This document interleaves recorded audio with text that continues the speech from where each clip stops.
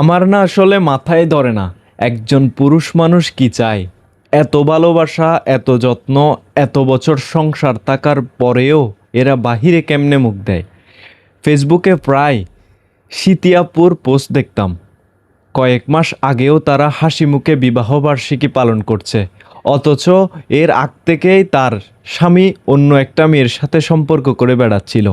ভাই, তোর যদি নিজের বউকে ভালো না লাগে তাহলে সামনে তো পথ খোলা আছে, ডিভোর্স দে, কোলাকুলি বলে দে, আমি আর পারতেছি না। কিন্তু না, এরা সেটা করবে না। একই চাঁদের নিচে ঘুমাবে, ভালোবাসার অভিনয় করবে, হাসি মুখে ছবি তুলবে, অথচ দিন শেষে মনে মনে অন্য কাউকে চাইবে। এরা কেমনে পারে ভাই? বিয়ে, সংসার, ভালোবাসা এত ঠুনকো কেমনে হয় এদের কাছে? সবচেয়ে ভয়ঙ্কর ব্যাপার জানেন কি? প্রতারিত মানুষটা শেষ পর্যন্ত বুঝতেই পারে না সে আসলে ভালোবাসা পাচ্ছিল নাকি অভিনয় দেখছিল।